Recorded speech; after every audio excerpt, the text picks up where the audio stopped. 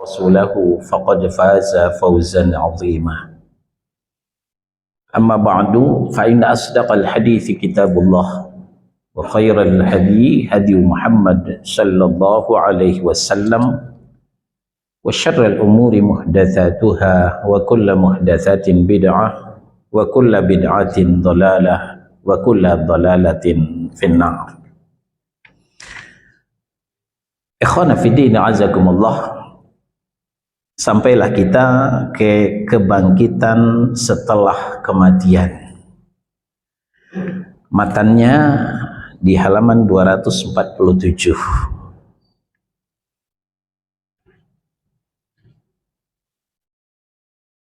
Halaman 247. Wan nasu idza matu yub'atsun.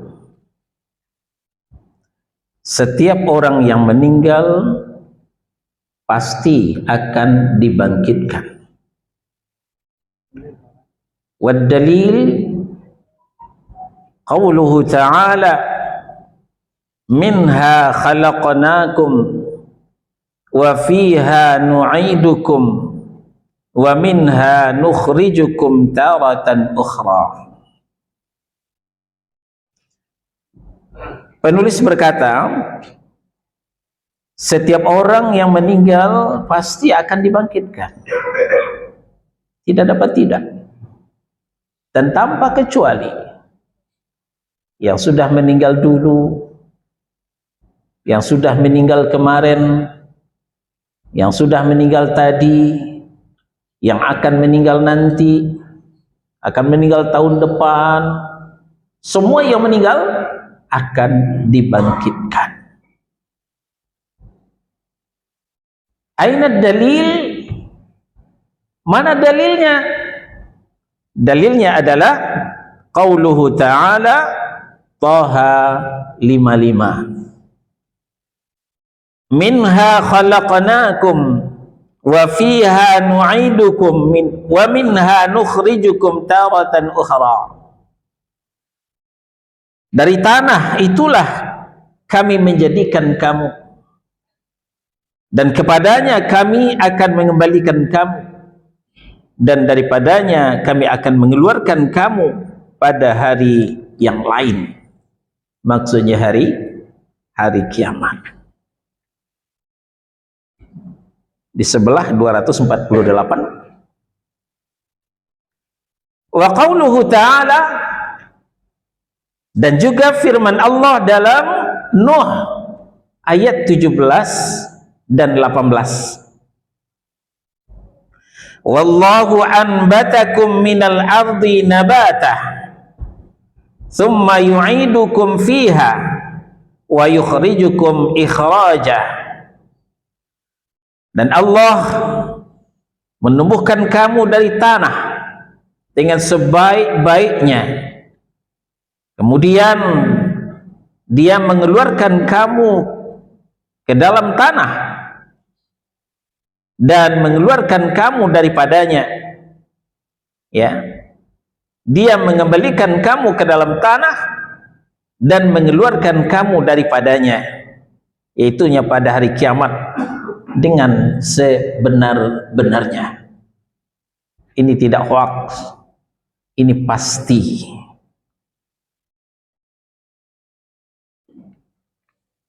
Syarahnya di halaman 252. Kita ke halaman 252.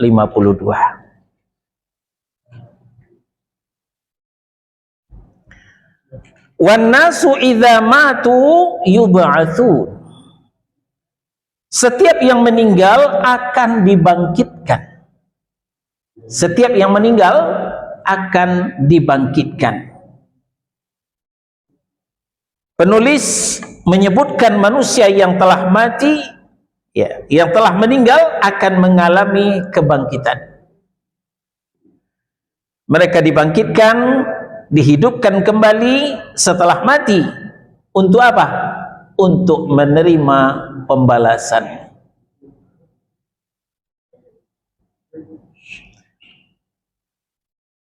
Inilah yang dikatakan Allah Subhanahu wa taala Di suratul Baqarah ayat 28. Apa kata Allah? Kaifa takfuruna billah wa kuntum amwata fa ahyakum summa yumitukum summa yuhyikum summa ilaihi turja'un. Ayat 28 ini enggak ada di kitab dalam Al-Quran. Bagaimana kamu bisa ingkar kepada Allah?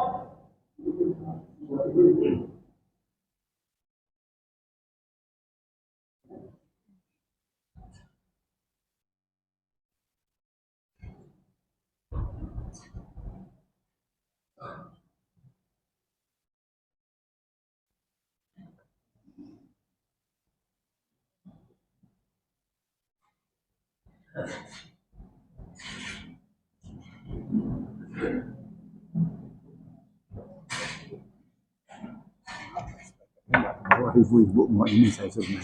Oh gitu. Baik.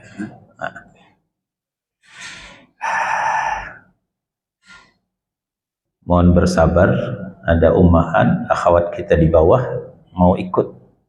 Kalau di bawah enggak kedengaran katanya. Jadi kita beri kesempatan, kita beri waktu untuk beliau naik. Silahkan ummahat akhwat.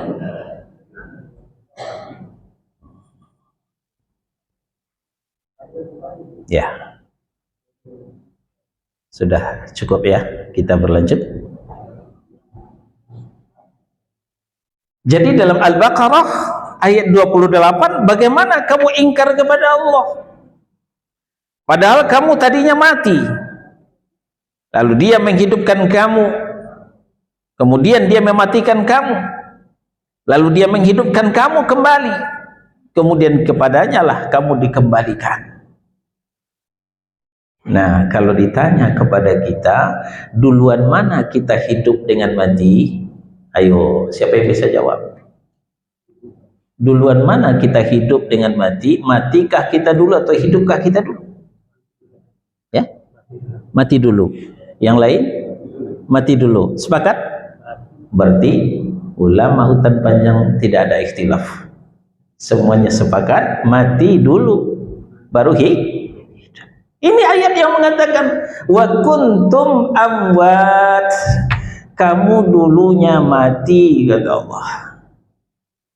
Enggak ada itu sama dengan mati. Kita kan tadinya enggak ada. Ya, enggak ada itu sama dengan mati, lalu diadakan. Ya. Nah, ini kembali di Al-Baqarah 28. Ya. Wa kuntum amwata. Kamu tadinya mati, tidak ada maksudnya sama dengan mati. Fa ahyakum, kemudian dia menghidupkan kamu melalui ayahanda Adam alaihissalam dan ibunda Hawa alaihissalam. Ya, kita diadakan, dilahirkan oleh bapak dan ibu kita masing-masing. Itu maksudnya dihidupkan. Tsumma yumitukum, kemudian dia mematikanmu. Nah, ini memang antri, ya. Ada yang sudah dimatikan, ada yang belum. Dan kita ini sebenarnya menunggu antrian, entah antrian keberapakah kita, wallahu a'lam. Malaikat maut itu sendiri pun tidak tahu. Malaikat maut hanya tinggal ikuti perintah dari Allah Subhanahu wa taala. Ya, tahunya Allah Subhanahu wa taala. Tsumma yuhyikum, kemudian dia menghidupkan kamu. Setelah kita mati masuk kubur lalu dihidupkan. Ini yang dimaksud berbangkit. Ya, tsumma ilaihi turja'un, kemudian kamu dikembalikan kepadanya. Nah, ini ayat yang memperkuat adanya kebangkitan. Ini yang dimaksud dengan yaumul ba'ats, hari kebangkitan.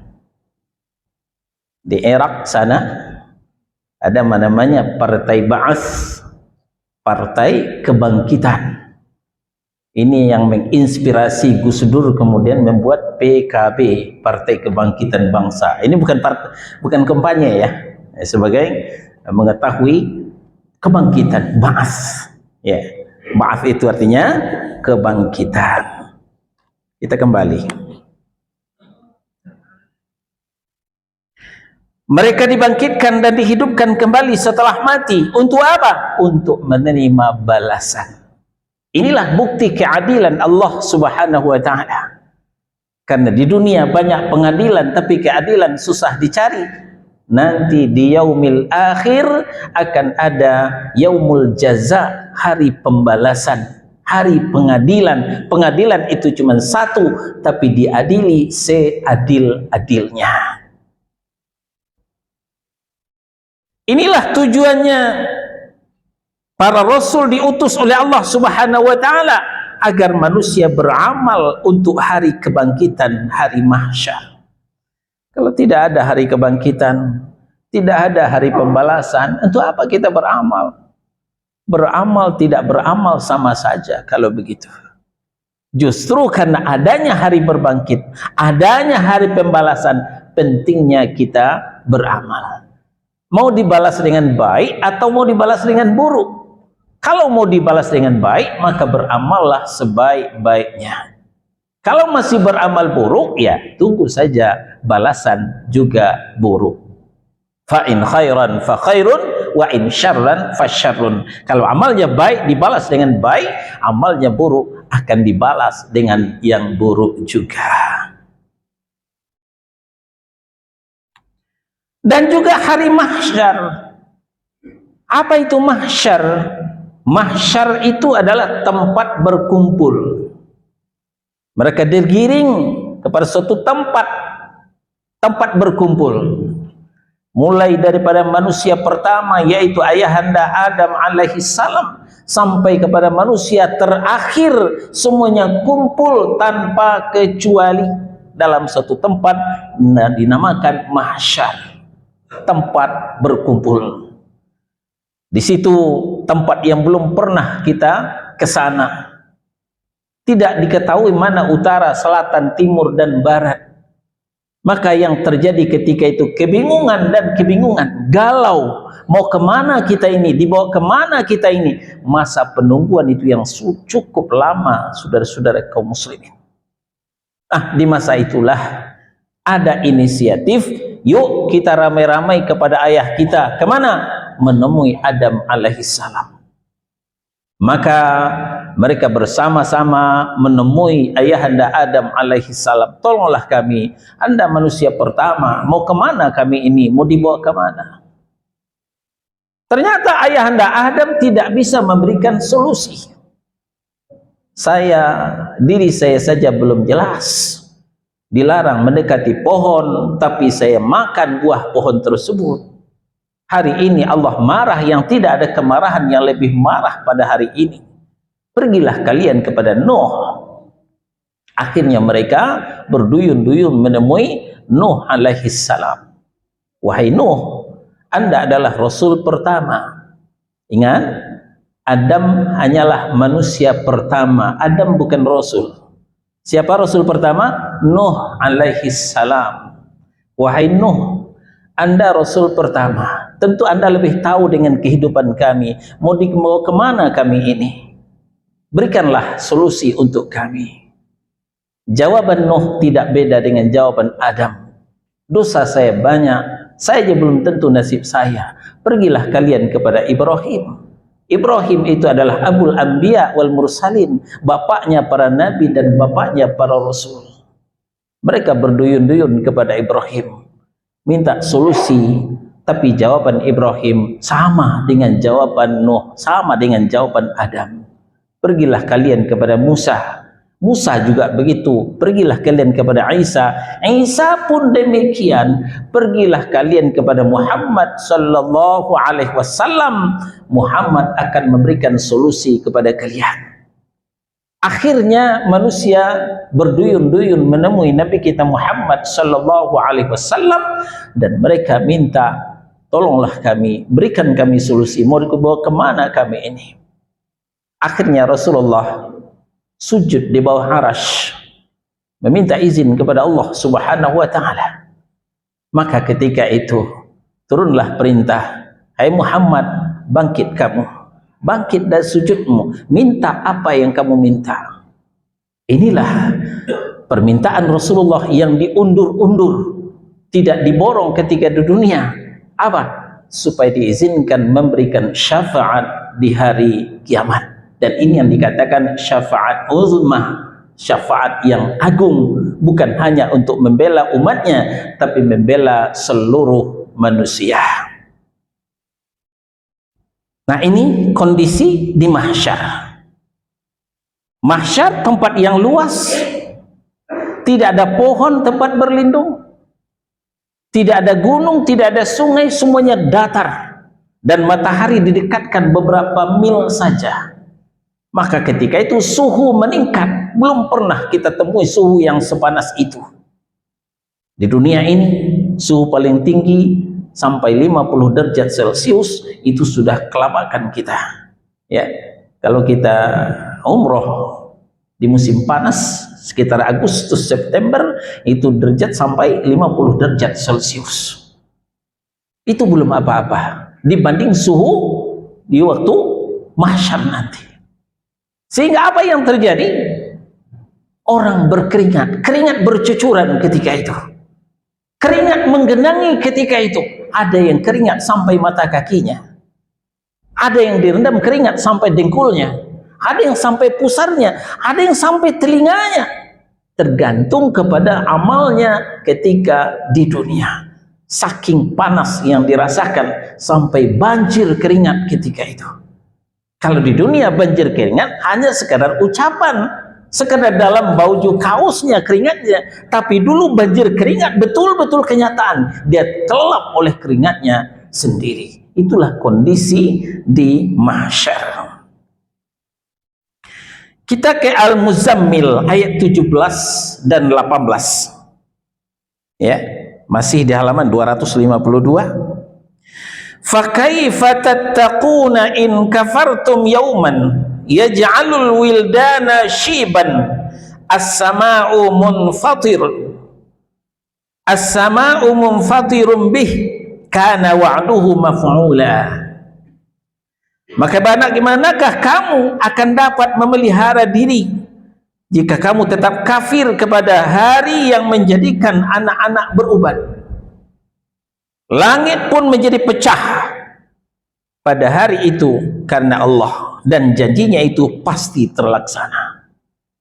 Bayangkan saudara-saudara, biasa yang beruban itu orang yang sudah tua, sudah 50 tahun, ya, apalagi 60, mulai dia beruban, jenggotnya beruban, kepalanya beruban.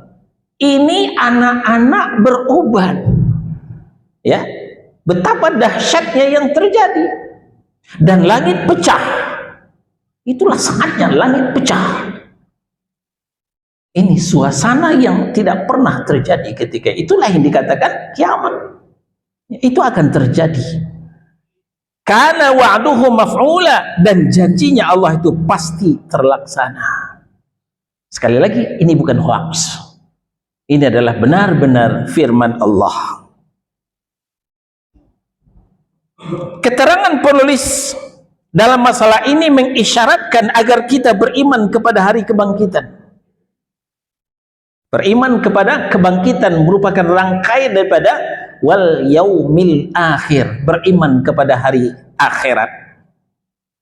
Untuk itu penulis mengedepankan dua ayat sebagai dalilnya. Tadi telah disampaikan, minha khalaqnakum wa fiha nu'idukum wa minha nukhrijukum taratan ukhra. Dari tanah kami menciptakan kamu. Ayahanda Adam alaihissalam diciptakan dari tanah dengan tangan Allah sendiri. Dengan tangan Allah sendiri. Lalu kita pada dasarnya juga diciptakan dari tanah. Ya, walaupun proses itu sudah menjadi sperma dan hidung telur orang tua kita. Tapi dari mana itu sperma? Dari mana itu hidung telur? Karena orang tua kita memakan hasil dari tanah. Ya, makan nasi dari padi tumbuh dari tanah. Makan daging dari hewan makan rumput dari tanah. Semuanya dari tanah.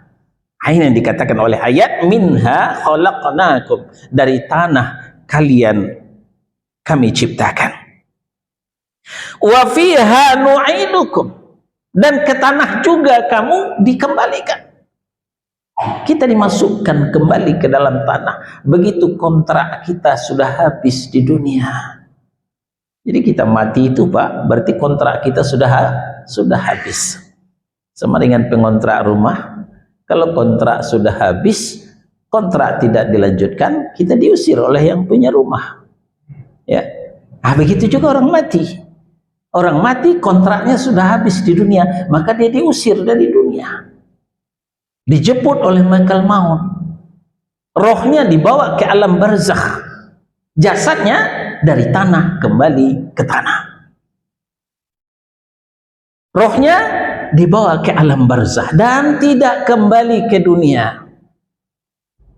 Saya dapat WA jemaah bertanya, ada yang mengatakan, Ustaz, di bulan Ramadan ini ada orang-orang sudah meninggal minta kembali ke dunia. Ada yang diizinkan, ada yang tidak diizinkan. Yang diizinkan, dia melihat kuburnya, dia ke rumah tangganya mengharapkan doa daripada kaum kerabatnya. Ini diceritakan seperti itu. Maka kita disuruh mendoakan orang yang sudah meninggal. Saya jawab, kisah ini lebih banyak bualannya daripada benarnya. Ini membual. Orang sudah meninggal juga namanya meninggalkan alam dunia. Ya, orang meninggal itu artinya meninggalkan alam dunia. Lalu pergi kemana? Ke alam barzakh dan tidak bisa kembali ke dunia. Seperti orang meninggalkan alam rahim. Kita lahir dari ibu kita, meninggalkan alam rahim. Bisa kembali ke alam rahim lagi? Nggak bisa. Seperti itu juga orang meninggal ke alam barzakh, tidak bisa kembali ke alam dunia. Yang meyakini orang yang sudah meninggal kembali ke alam dunia, itu namanya reinkarnasi. Ini akidahnya orang Buddha, bukan akidah Islam. Akidah Islam, keyakinan ahli sunnah wal jamaah, orang yang sudah meninggal ke alam barzakh dan tidak bisa kembali ke dunia. Ya, kalau minta kembali iya, minta kembali iya, tapi bisakah kembali? Tidak. Walau tara idzil mujrimuna naqisu ru'usihim 'inda rabbihim Rabbana absarna wa sami'na farji'na na'mal salihan inna muqinun. Alangkah ngerinya, kata Allah, kalaulah kau melihat ketika orang-orang yang berdosa diazab oleh Allah, mereka bersimpuh bertekuk lutut di depan Rabb mereka sambil menyesali diri, mereka berdoa, Rabbana, wahai Tuhan kami, absarna wa sami'na, kami telah lihat, kami telah dengar, ternyata benar apa yang disampaikan Rasulmu. Sekarang farji'na, kembalikan kami ke dunia, na'mal salihan, kami akan beramal saleh, inna muqinun, sekarang kami sudah yakin.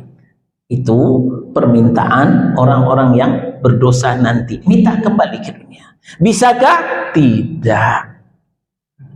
Nasi sudah menjadi bubur, kata orang begitu. Ya, pikir dahulu pendapatan, sesal kemudian tiada berguna. Lalu di ayat selanjutnya, kita halaman 252 bagian bawah.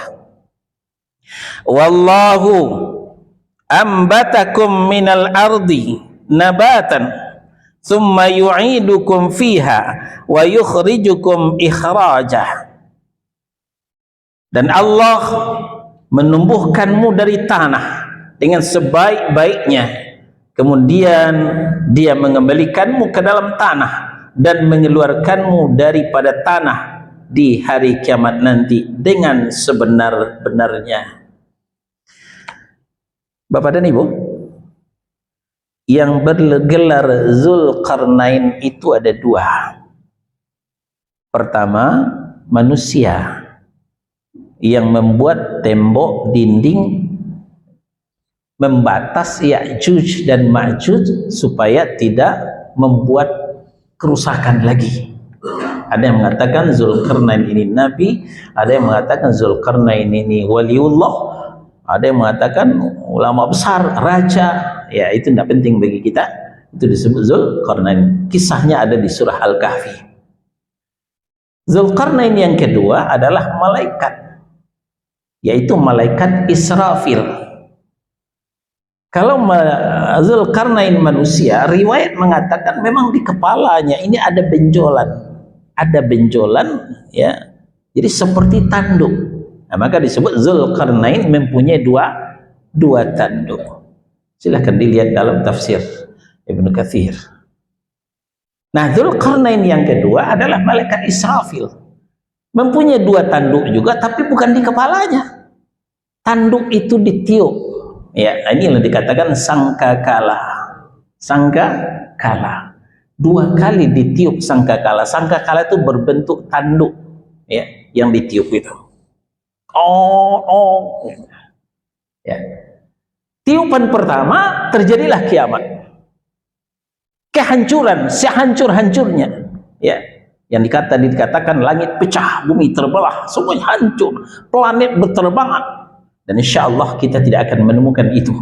Sebelum itu, kalau kita bicara bab kiamat, tanda kiamat, akan ada terlebih dulu angin semilir yang berhembus di bawah telinga masing-masing.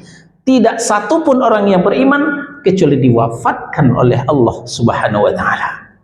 Setelah itu yang tinggal adalah kaum durjana, orang-orang kafir. Mereka lah yang akan merasakan kehancuran dunia ini. Ini tiupan sangkakala pertama. Tiupan sangkakala yang kedua, inilah dia yaumul ba'ats. Semua yang mati, semua yang dikubur, semuanya bangkit, semuanya seperti sayuran yang tumbuh setelah hari hujan. Keluar semuanya. Iyalah Ustaz, yang dikubur, yang tidak dikubur apa kabar? Dibuang ke laut, yang dibakar diterbangkan. Ya itulah kuburnya. Yang dibuang ke laut, laut itu kuburnya. Yang diterbangkan ke udara, udara itu kuburnya. Semua juga dibangkitkan tanpa kecuali. Semuanya dibangkitkan tanpa kecuali. Nah, ini yang dikatakan kembali di Toha ayat 55 ini.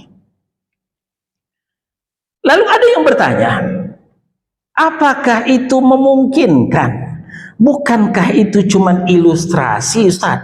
Bukankah itu igawan belaka? Bagaimana mungkin sudah jadi tulang belulang bisa hidup kembali? Ini dipertanyakan oleh orang-orang kafir. Ya, dijawab oleh Allah seperti yang ada di dalam As-Sajdah, ya. As-Sajdah surah yang ke-32 di ayat,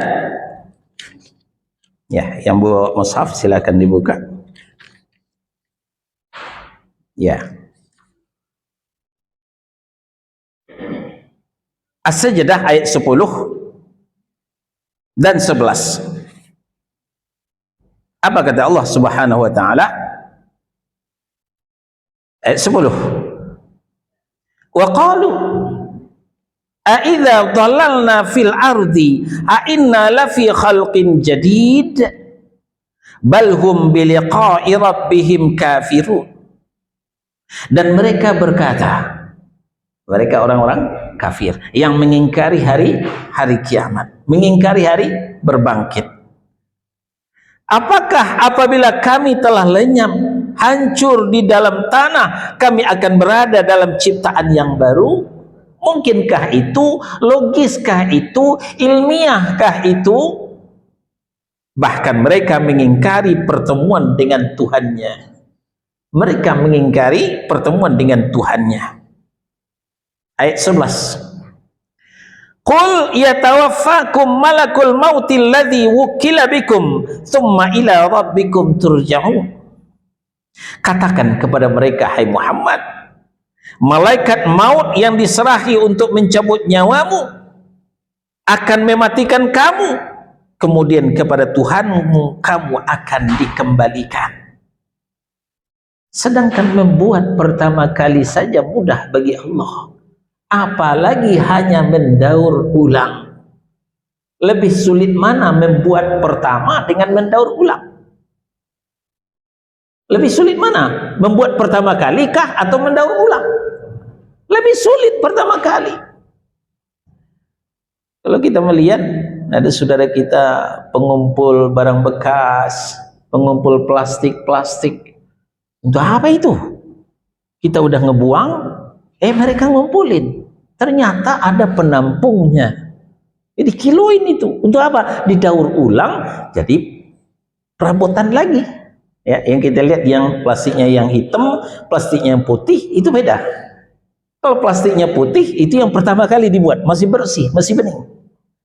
Tapi kalau plastiknya udah hitam itu hasil daur ulang. Maka untuk bungkus makanan lebih baik yang putih, yang bening daripada yang hitam. Yang hitam bungkus barang biasanya. Ya, bungkus semen boleh. Bungkus makanan nggak boleh yang sudah hitam itu karena sudah didaur ulang. Nah, membuat pertama lebih sulit daripada mendaur ulang. Membuat pertama saja Allah bisa. Ayahanda Adam pertama diciptakan. Lalu dari tulang rusuknya ibunda Hawa. Lalu bagaimana, apa sulitnya mendaur ulang itu? Ya. Ya, dalam riwayat lain, di dalam tanah nanti walaupun kita hancur, ternyata ada yang tidak hancur. Apa? Sebuah tulang ekor. Ya, tulang ekor kita ini walaupun bertahun-tahun, ratusan tahun, ribuan tahun dalam tanah, ini enggak hancur. Nah, dari tulang ekor inilah kemudian Allah tumbuhkan kembali, mulai tumbuh semuanya lengkap kembali. Nah, itulah yaumul ba'ats, hari berbangkit, ketika ditiup sangkakala untuk kedua kalinya oleh malaikat Israfil. Nah, dari tulang ekor tadi tumbuh semuanya, lalu dibangkitkan semua oleh Allah Subhanahu wa ta'ala. Hanya dengan satu kalimat, kun fayakun. Adalah kalian, maka semuanya akan ada. Begitu mudahnya bagi Allah, dan ini merupakan bagian daripada rububiyah Allah Subhanahu wa ta'ala, menciptakan kita semua dari yang tidak ada saja menjadi ada gampang, apalagi mendaur ulang yang sudah ada.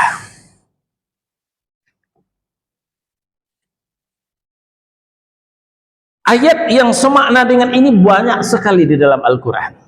Jadi sengaja tidak diturunkan supaya tidak ketebalan kitabnya. Jadi dua ayat tadi telah mewakili, ya, Allah telah banyak memperlihatkan bukti dan akan terjadi hari berbangkit agar manusia bertambah yakin dan beriman sehingga mereka giat beramal soleh untuk hari tersebut. Semoga kita semua tergolong orang yang beramal untuk akhirat dan berbahagia di hari pembalasan. Apalagi sekarang Ramadan, bulan penggandaan pahala. Ini kesempatan emas bagi kita. Bulan penggandaan pahala. Sekali kita berbuat, balasannya berkali-kali. Puasa misalnya. Setiap hari berapa kali kita kuat puasa? Ayo. Setiap hari berapa kali kita kuat puasa? Kok nggak ada jawab? Dalam satu hari ini, mulai kita sahur tadi, sampai nanti berbuka maghrib, berapa kali kita puasa? Satu kali. Ada yang kuat dua kali? Yang tiga kali? Wah, ada Ustaz cucu saya. Tadi sama-sama sahur, jam 8 dia buka. Dia puasa lagi. Jam 10 dia buka. Dia puasa lagi. Jam 2 dia buka lagi. Berarti 4 kali puasa sehari. Hebat. Itu bukan puasa namanya. Belajar puasa namanya. Puasa itu cuma satu kali dalam sehari. Tapi tahukah kita? Pahala puasa bisa kita program berkali-kali. 2 kali puasa, 3 kali puasa, 10 kali puasa. Dengan apa? Dengan mensuplai makanan, minuman untuk berbuka puasa. Kata Nabi, man fattara sa'iman kana lahu mithlu ajrih. Barang siapa yang menyediakan makanan, minuman untuk orang berbuka puasa, dia mendapatkan pahala tambahan seperti orang yang berpuasa itu. Nah, jadi kalau kita banyak menyediakan makanan, berapa orang yang berbuka? Tinggal tunjuk, hitung. Berapa orang yang berbuka dengan makanan yang kita sediakan kali pahala puasa itu kita kantongin dalam sehari itu. Puasa 1 kali, pahala puasa bisa berkali-kali. Itu yang dimaksud penggandaan pahala, hanya adanya di Ramadan. Terus yang kedua, penggandaan tarawih, qiyamul lail. Kita tarawih paling 1 jam lebih kurang, ya. Tapi pahala tarawih bisa kita raup berjam-jam, malah bisa 12 jam semalam suntuk. Kata Nabi, man shalla ma'al imami hatta yansarifa, barang siapa yang salat tarawih bersama imam sampai selesai, kutiba lahu qiyamul lailah, dihitungkan untuknya pahala salat semalam suntuk. Adanya di Ramadan, di luar Ramadan enggak ada. Nah, maka sungguh-sungguhlah tarawih, ikuti imam sampai selesai, jangan pernah tinggalkan imam kalau belum selesai untuk mendapatkan pahala salat semalam suntuk. Enggak ada orang yang kuat salat semalam suntuk, tapi pahala disediakan oleh Allah untuk itu. Apalagi berangkat umroh di bulan Ramadan, bukan pahala umroh yang dikasih. Pahala apa? Pahala haji. Al-umratu fi Ramadan, umroh pada bulan Ramadan dihitungkan untuknya hajjatun ma'i, haji bersamaku, kata Nabi sallallahu alaihi wasallam. Belum lagi di 10 malam terakhir Lailatul Qadar. Tahukah Anda wa ma adraka ma Lailatul Qadar? Apa yang dikatakan malam qadar itu? Lailatul Qadri khairum min alfi syahr. Malam qadar itu lebih baik dari 1000 bulan. Tarawih di malam qadar lebih baik daripada tarawih 1000 bulan. Baca Quran di malam qadar lebih baik daripada baca Quran 1000 bulan. Sedekah di malam qadar lebih baik daripada sedekah 1000 bulan. Berapa lama itu 1000 bulan? 83 tahun. Pak Mustafa berapa sekarang umurnya? 82. Masih kurang 1 tahun. Masih kurang 1 tahun.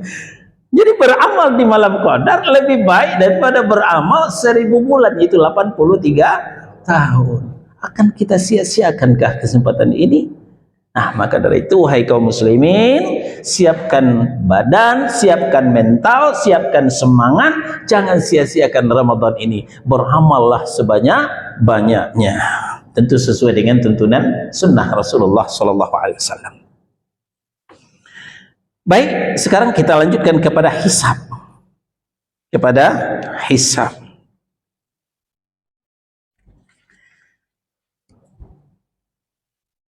Matannya di halaman 248. Ya. Di tengah.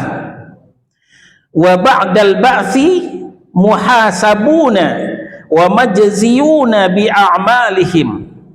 Wad dalil qauluhu ta'ala liyajziyal ladzina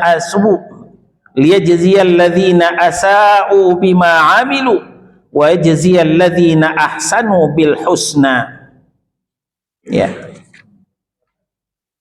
Syarahnya halaman 253. Kata penulis, wa ba'dal ba'thi muhasabuna wa majziyuna bi a'malihim. Setelah dibangkitkan, lalu mau diapain lagi? Mereka menjalani hisab dan dibalas sesuai dengan amal perbuatan masing-masing. Apa itu hisab? Perhitungan. Jadi kita ini dihitung. Apa yang dihitung? Amal baik dan amal buruk, pahala dan dosa. Itu dihitung nanti setelah berbangkit.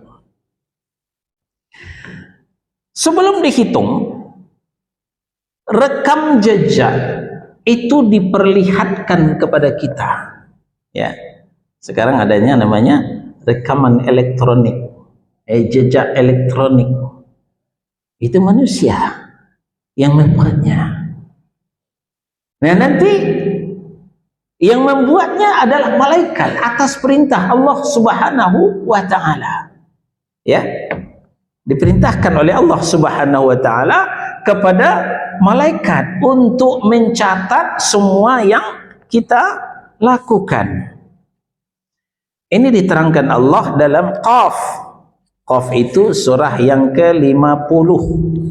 Ya. Qaf itu surah yang ke-50. Buka mushaf kembali. Di ayat 17 dan 18. Qaf surah yang ke-50 ayat 17 dan 18. Ayat 17. إِذْ يَتَلَقَّى الْمُتَلَقِّيَانِ عَنِ الْيَمِينِ وَعَنِ الشِّمَالِ قَعِيدٌ. Ayat 18. مَا يَلْفِظُ مِنْ قَوْلِهِ إِلَّا لَدَيْهِ رَقِيبٌ عَتِيدٌ.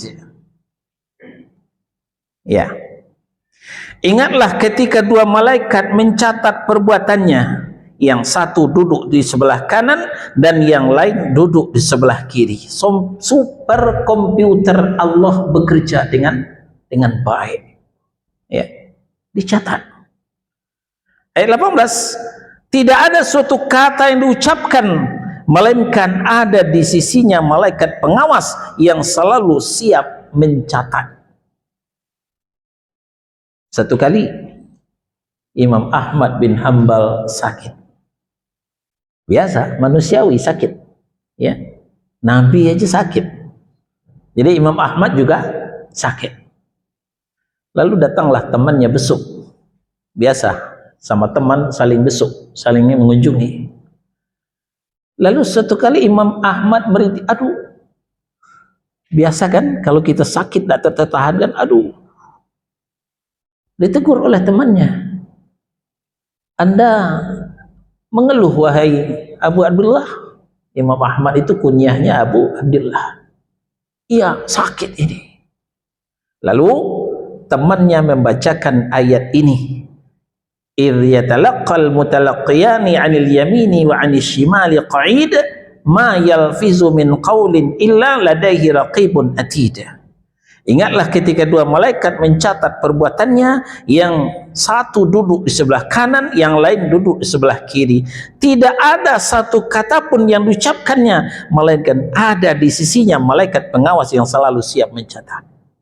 Kata teman Imam Ahmad ini termasuk mengeluh, merintih, kalimat aduh, itu tidak luput dari catatan malaikat. Maka hati-hati dalam berkata. Jangan mengatakan sembarangan, jangan mengucapkan sembarangan. Setiap ucapan itu dicatat oleh malaikat. Nah, ini kadang-kadang ketika awalnya bagus diskusi, awalnya bagus tukar pikiran, nah lalu memanas, masuk setan, berdebat. Nah, kalau sudah panas, yang keluar tidak terkontrol. Ya, sama dengan masing-masing pendukung paslon, pasangan calon. Keluarlah ucapan cebong, keluarlah ucapan kampret. Apakah cebong kampret itu tidak dicatat oleh malaikat? Dicatat. Nah, hati-hati. Tidak suka ya tidak suka. Tapi jangan mengucapkan kata-kata yang nanti catatannya akan jelek, akan buruk. Bagaimanapun cebong itu saudara kita, bagaimanapun kampret itu adalah saudara kita sebangsa dan setanah air. Kenapa harus begitu amat? Padahal yang didukung oleh cebong, yang didukung oleh kampret, dua-duanya berjabatan tangan sekarang. Duduk di kursi jabatannya dengan enak, gajinya besar. Kita sudah berantem akar rumput di bawah. Apakah kita nggak bodoh itu? Nah, jadi ke depan tahun politik akan berulang kembali. Kendalikan emosi, jangan mau diadu domba oleh orang sehingga mencaci maki saudaranya sendiri. Nah, ini ternyata nanti akan dihisab, dicatat oleh malaikat dan dihisab. Nah, sebelum dihisab itu diperlihatkan kepada kita. Ini diterangkan oleh Allah Subhanahu wa taala di Al-Zalzalah ayat 7 dan 8. Ini dalam kitab halaman 253 di bawah. Faman ya'mal mithqala dzarratin khairan yarah, wa man ya'mal mithqala dzarratin syarran yarah. Barang siapa mengerjakan kebaikan seberat zarah pun, niscaya dia akan melihatnya. Dia akan melihat rekaman-rekaman yang sudah dia lakukan. Dan setelah dia melihat, lalu baru akan dibalas. Sebaliknya, wa may ya'mal mithqala dzarratin syarran yarah. Dan barang siapa yang mengerjakan kejahatan seberat zarah pun, niscaya dia juga akan melihat balasannya pula. Ya. Memang rububiyah Allah itu bukan hanya menciptakan diri kita. Di samping Allah menciptakan kita, juga menciptakan perbuatan kita. Memang perbuatan kita Allah yang menciptakan.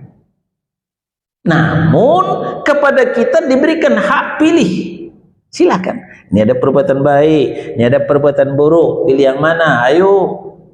Tapi ingat, dua-duanya ada konsekuensi. Fa in khairan fa khairun. Perbuatan baik yang dibuat, konsekuensinya juga baik, bernilai pahala dan dihadiahi surga. Kalau perbuatan buruk, konsekuensinya juga buruk, bernilai dosa, hadiahnya neraka. Silakan, mau pilih mana? Ya. Nah, ini. Kemudian di Al-Anbiya ayat 47, wa nad'ul mawazinal qista liyaumil qiyamati fala tuzlamu nafsun syai'a wa in kana mithqala habatin min khardalin ataina biha wa kafa bina hasibin.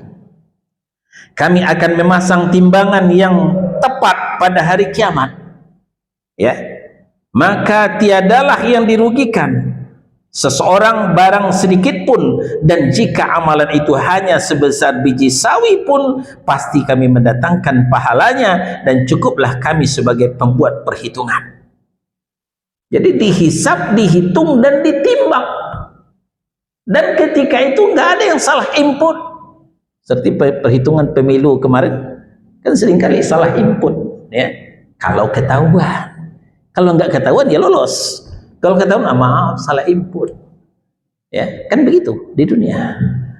Tapi di akhirat nggak ada salah input, ya, perhitungannya betul-betul ketat, ya, karena Allah sendiri yang menghitung.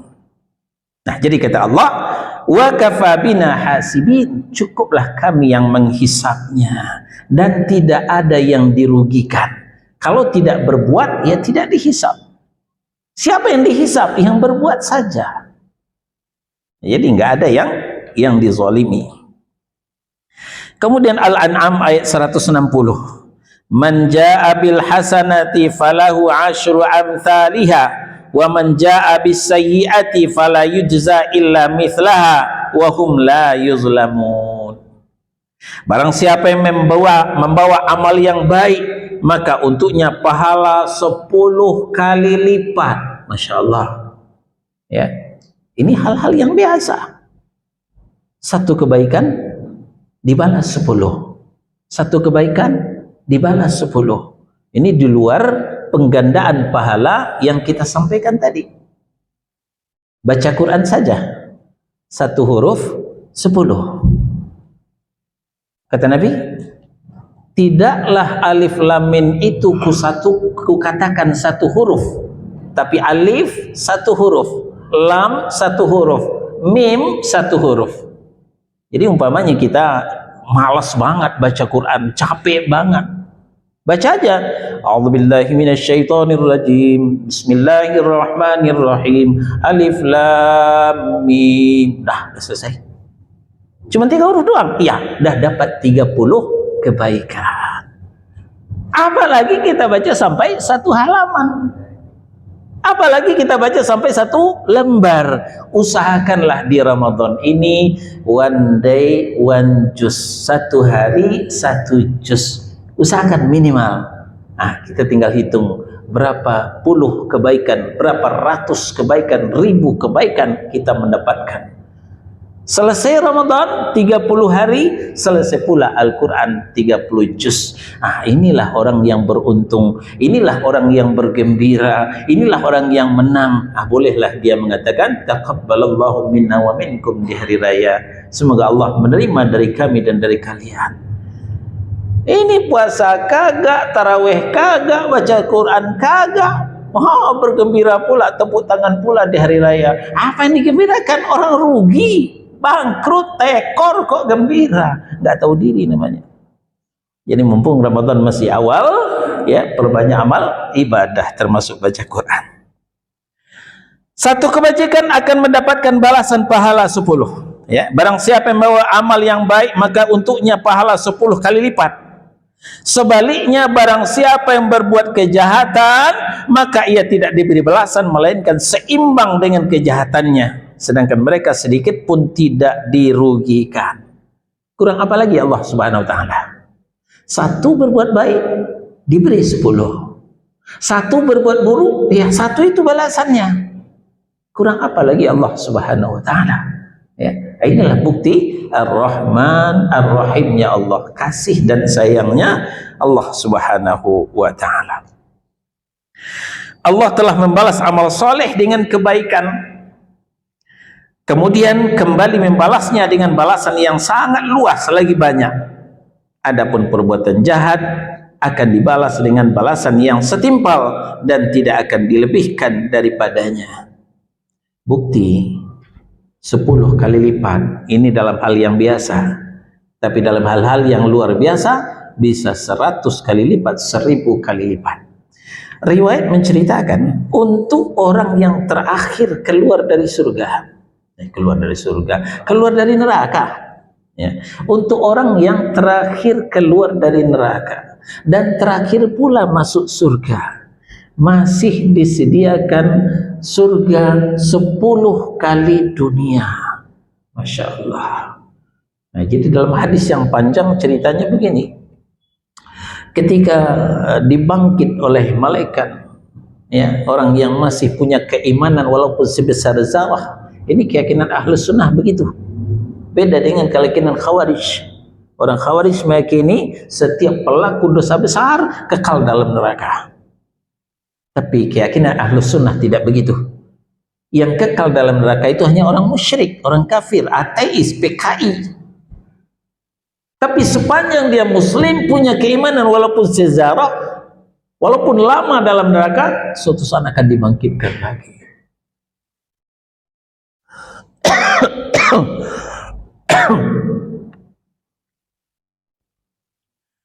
Dibangkitkan, sudah gosong. Dia merangkak keluar dari neraka itu, nggak kuat berdiri. Bayangkan. Lalu dimandikan di narul hayat, di telaga kehidupan. Mulai tumbuh lagi dagingnya, yang tadi udah gosong mulai tumbuh lagi. Lalu dipanggil, mas sini, pergi sana, masuk dalam surga, kata Allah SWT. Dia berjalan gontai menuju pintu surga. Tapi benaknya digelayuti oleh was-was. Jangan-jangan saya sudah kehabisan kapling. Saya yang terakhir, teman-teman dah masuk semua. Belum sampai ke pintu surga, dia balik lagi. Gimana mas? Surga, kapling surga udah habis, gak ada lagi untukku. Belum, masih ada. Balik sana, pergi lagi. Dia balik lagi. Riwayat menceritakan 3 kali bolak-balik orang ini antara Allah dengan pintu surga. Setiap ke pintu surga, dia was-was lagi, jangan-jangan kapling dah habis. Dia balik lagi. Terakhir, fadhhab udkhulul jannah. Berangkat masuk ke dalam surga. Kusediakan surga buatmu 10 kali lipat dunia. Masya Allah. Ya. Jakarta yang begitu metropolitan itu bagian daripada Pulau Jawa. Pulau Jawa bagian daripada Indonesia. Indonesia salah satu negara di dunia. Ini 10 kali dunia. Maka orang yang memahami hadis ini nggak rakus-rakus amat dengan dunia. Berapalah harga dunia ini dibanding surga yang akan disediakan oleh Allah Subhanahu wa taala. InsyaAllah jamaah taqwa ini enggak terakhir amat lah keluar dari neraka, enggak terakhir amat lah masuk surga.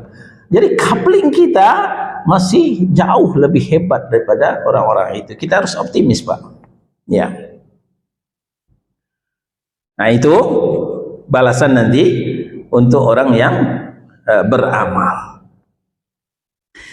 An-Najm ayat 31. Liyajziyalladzi asa'u bima amilu, supaya dia memberi balasan kepada orang-orang yang berbuat jahat dengan apa yang telah mereka kerjakan. Jadi di dunia boleh lepas dari pengadilan, pengacara bisa dibayar, hakim bisa disuap, ya. Kadang-kadang aneh negeri kita ini, maling ayam itu dikurung berapa bulan, berapa tahun di penjara. Tapi maling triliunan itu lepas dari perangkat hukum. Nah, karena tadi yang kita katakan, pengadilan banyak tapi keadilan susah dicari di dunia ini. Tapi di akhirat jangan coba-coba. Pengadilan hanya satu, tapi diadili seadil-adilnya. Jangan diharapkan pengacara. Batang tubuh kita saja tidak bisa diajak kompromi. Saya ulang, batang tubuh kita ini tidak bisa diajak kerjasama. Karena ada tuh di dalam Yasin, al-yaum nakhtimu ala afwahihim wa tukallimuna aydihim wa tashhadu arjuluhum bima kanu yaksibun. Al-yaum, suatu hari nanti, maksudnya hari kiamat, ya, hari berbangkit, hari pembalasan. Nakhtimu ala afwahihim, kami kunci mulut mereka, mulut yang diharapkan jadi pengacara, ya, penasihat hukum yang akan membantu kita dalam persidangan, dikunci, nggak bisa ngomong. Wa tukallimuna aydihim, dan tangan mereka yang berkata, yang berbicara, yang menjadi jaksa penuntut umum, tangan kita sendiri. Mau apa kita? Lalu wa tashhadu arjuluhum bima kanu yaksibun, kaki mereka menjadi saksi apa yang pernah mereka kerjakan. Ya, orang hutan panjang bisa kita bohongi, tetangga kanan dan kiri bisa kita dustai, tapi Allah jangan coba-coba. Wallahu alimun bidati sudur, malah Allah lebih tahu dengan apa yang berdetak di dalam jantung. Baru berencana saja sudah tahu Allah Subhanahu wa taala. Jangan ada dusta di antara kita. Marilah kita lebih jujur belajar dari Ramadan, ya. Kalau kita masih dusta dan bohong, Allah tidak butuh kepada puasa kita.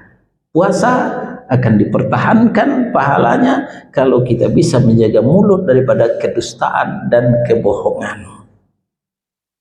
Udah lewat 6 jam 6. Nah, jadi itulah tentang kebangkitan dan hisab, perhitungan. InsyaAllah pekan depan akan kita lanjutkan kepada orang yang ingkar terhadap kebangkitan ini. Ada pertanyaan? Silakan. Silakan Pak Mustafa.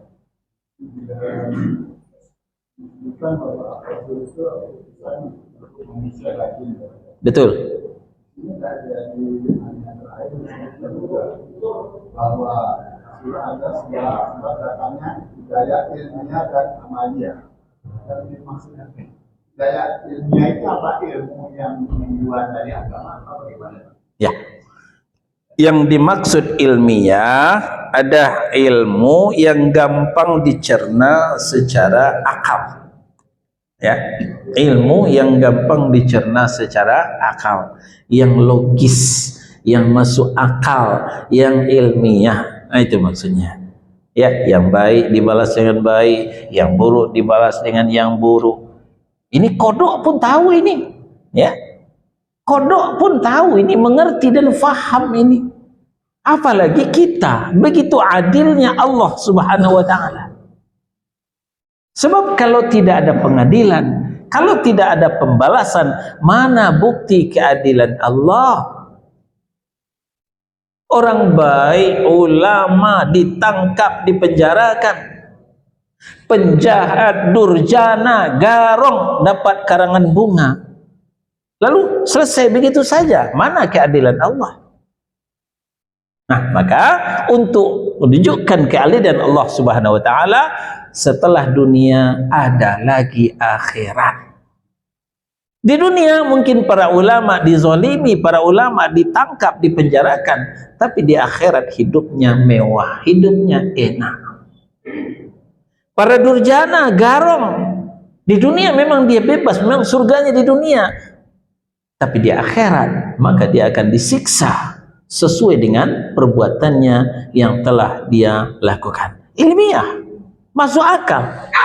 Ya, bisa diterima seperti itu yang dikatakan ilmu yang ilmiah. Nah, demikian Pak. Silakan.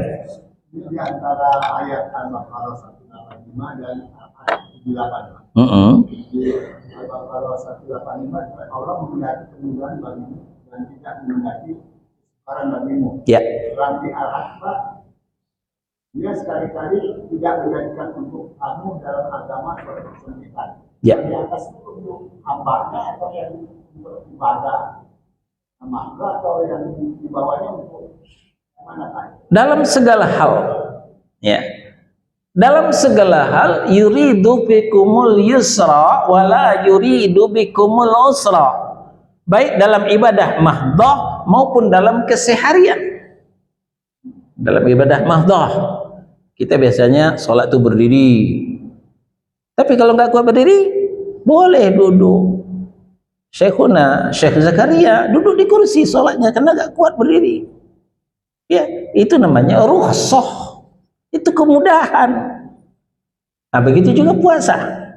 Faman kana minkum maridun aw ala safarin fa'iddatun min ayyamin ukhra. Orang yang sakit atau safar dalam perjalanan boleh berbuka, tapi ganti pada hari yang lain. Ini rukhsah. Ini kemudahan. Wa 'alal ladzina yutiqunahu fidyatun ta'amu miskin. Orang yang tidak kuat puasa, renta, sakit menahun, wanita hamil dan menyusui, boleh berbuka tapi bayar fidyah, beri makan orang miskin. Wanita hamil dan menyusui yang bayar pun suaminya. Enak jadi wanita. Ya. Wanita kalau hamil dan menyusui boleh nggak puasa dan bayar fidyah, yang bayar pun suaminya, bukan dia yang bayar. Itu kemudahan. Jadi Islam sangat mudah, bin gampang, simple. Hanya umat Islamlah mempersulit dirinya sendiri. Ya. Jadi kemudahan ya diberikan Allah dalam Islam. Kalau hamil ya sudah jaga kesehatan, terlahir lagi ya udah besarkan anak, gampang. Tapi kaum muslimin mempersulit dirinya. Kalau udah 7 bulan ada apa cara 7 bulanin. Kalau lahir dikasih lampu, buah lam listrik, nggak ada duit ngutang, mempersulit diri sendiri. Itu nggak ada dalam syariah. Ya, begitupun meninggal itu cuman apa yang diperintahkan? Mandikan, terus kapani, sholatkan, kuburkan, doakan, selesai. Menghitung hari nggak usah, nggak ada acara hitung hari dalam Islam. Menghitung hari dalam Islam syariat Hindu, walaupun ritualnya diganti dari ritual Hindu menjadi tahlil, menjadi yasin. Bukan tahlilnya yang masalah, bukan yasinnya yang masalah. Yang masalah menghitung harinya. Tidak ada konsepnya dalam Islam. Kalau yasin ada konsepnya dalam Islam, kalau tahlil ada konsep dalam Islam. Jadi kita tidak anti tahlil, kita nggak anti yasin. Kita yang anti menghitung hari setelah kematian. Itu murni syariat Hindu yang diadopsi oleh umat Islam. Jadi dalam segala hal Allah itu memudahkan kita. Yuridullah bikumul yusra wala yuridu bikumul us. Allah memudahkan kamu dan bukan mempersulitmu. Ya.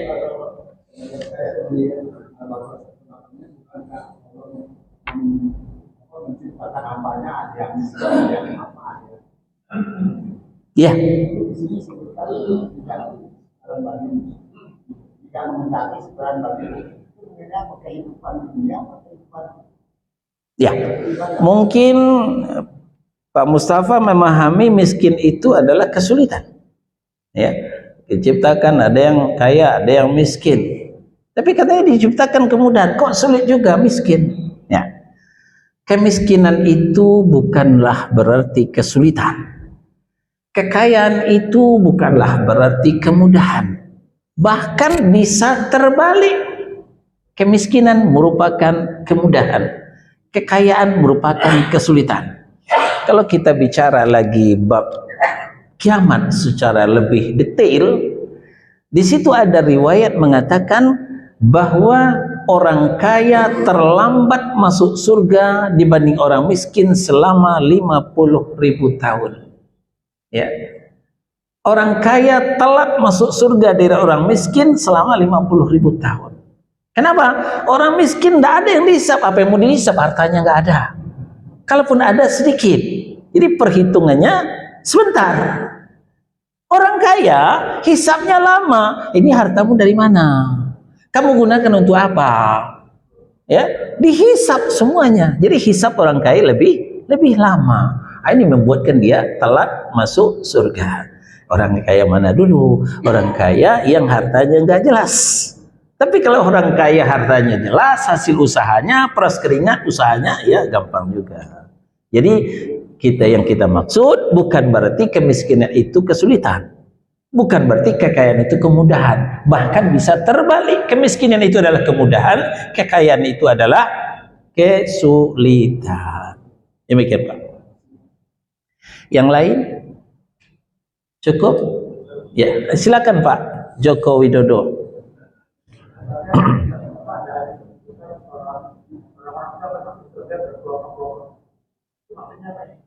Orang apa tadi? Ya. Ya. Wasiqal ladzina taqaw rabbahum ilal jannati zumara hatta idza ja'uha wa futihat abwabuha wa qala lahum khazanatuha salamun alaikum tibtum fadkhuluha khalidin. Digiring pula lah orang-orang masuk ke dalam surga, orang-orang bertakwa, ya. Insyaallah termasuk jamaah takwa, ya. Orang-orang yang bertakwa digiring masuk surga berkelompok-kelompok. Betul. Ini kelompok salat tahajud, ini kelompok tilawatil Quran, ini kelompok yang rajin sholawat, ini kelompok yang bantu orang miskin, ini kelompok macam-macam kelompok. Kita kan punya ibadah andalan masing-masing. Hanya kita dengan Allah yang tahu. Ya, ada yang sholatnya nggak banyak, tapi puasanya banyak. Ada yang puasanya nggak banyak, tapi baca Qurannya banyak. Ada yang baca Qurannya nggak banyak, sedekahnya banyak. Nah, ini kelompok-kelompok yang dimaksud sesuai dengan amalannya. Namun pada intinya orang itu bertakwa semua. Digiringlah orang-orang bertakwa masuk ke dalam surga berkelompok-kelompok. Hatta idza ja'uha, sampai di pintu surga itu, wa qala lahum khazanatuha, disambut oleh penjaga surga dan berkata, salamun alaikum tibtum fadkhuluha khalidin. Salam sejahtera untukmu dan beruntunglah kalian, masuklah ke dalam surga, kalian kekal dalam surga untuk selama-lamanya. Jadi kelompok yang dimaksud sesuai dengan ibadah andalannya ketika di dunia. Wallahu a'lam. Ya. Pertanyaan dari Pak Jokowi Widodo terakhir. Kita tutup. Subhanakallahumma wa bihamdika asyhadu an la ilaha illa anta astaghfiruka wa atubu ilaik. Wassallallahu ala nabiyyina Muhammadin wa ala alihi wa sahbihi wasallam. Barakallahu li wa lakum. Wassalamu alaikum warahmatullahi wabarakatuh. Waalaikumsalam.